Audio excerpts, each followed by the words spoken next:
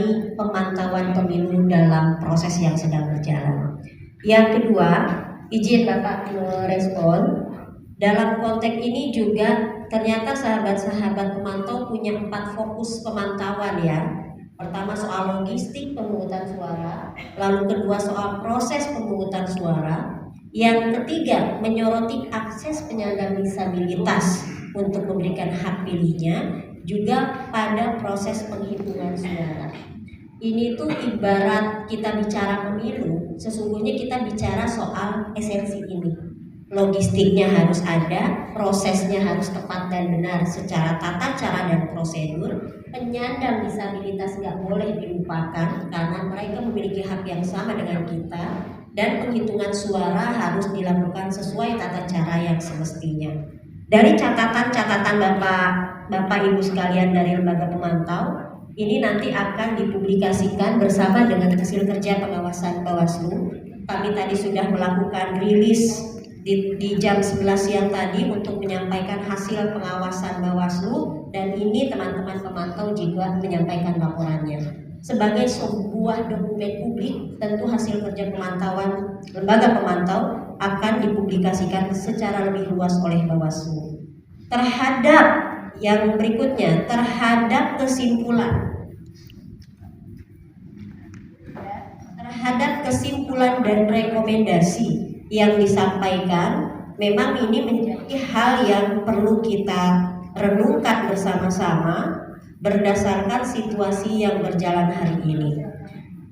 Ini kesimpulan dan rekomendasi yang disampaikan pemantau pemilu ini tentu sekali lagi kita potret dalam bingkai yang lebih besar ya. Misalnya proses pemungutan dan penghitungan suara secara umum berjalan lancar. Memang ada catatan-catatan dari proses yang berjalan, karena instrumen-instrumen pemantauan yang ditetapkan itu kemudian masih menemukan situasi yang membuat dalam beberapa hal ada kendala.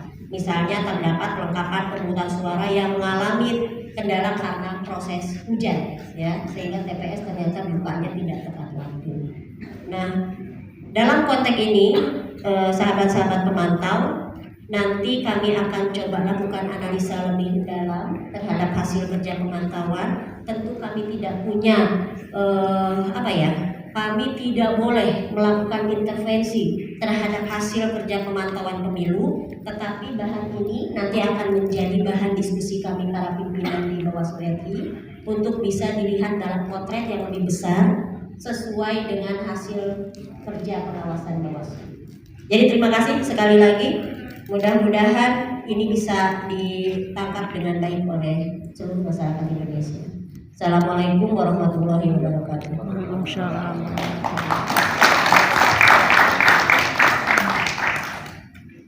Subuh untuk Jakarta ya, saya di Jakarta dan saya di Bekasi itu cukup deras dan karena tidak adanya antisipasi ya daripada pihak KPPS, dan kita juga ketahui mungkin tidak menduga atau bagaimana, tapi seharusnya memang pihak KPPS itu dapat antisipasi karena dimulai dari subuh malam ya, dari malam itu subuh hujan sudah terlalu deras seperti itu. Baik, cukup. Masih ada yang lain?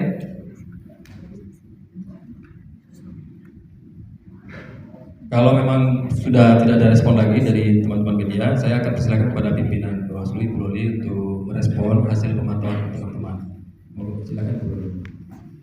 2024 yang mana yang menyerahkan Bapak Farid Fatur, kontingen Kota Bekasi, perwakilan Lembaga Media Keadilan, yang akan menyerahkan untuk anggota Bawaslu Republik Indonesia Koordinator Divisi Pencegahan Partisipasi Masyarakat dan Hubungan Masyarakat Ibu Loli Suherti. Kepada Bapak Farid Fatur dan Yang Terhormat Ibu Loli Suherti, boleh bergabung ke area depan. Dan juga untuk para perwakilan dari anggota Bawaslu Republik Indonesia dan juga para perwakilan pemantau juga boleh turut bergabung ke depan.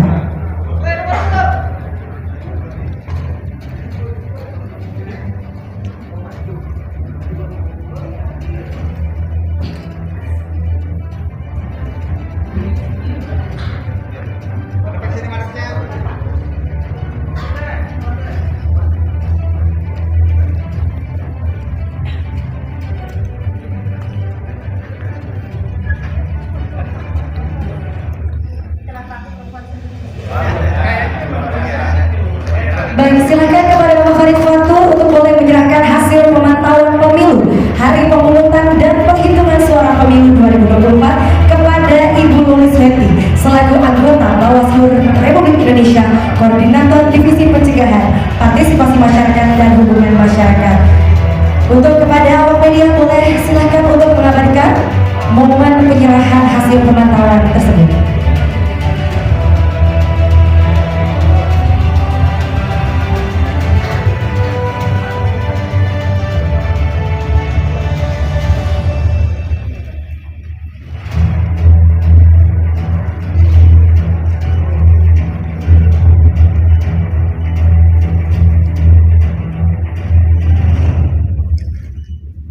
Baik, terima kasih banyak kepada Bapak Farid Fatur dan juga Ibu Loli.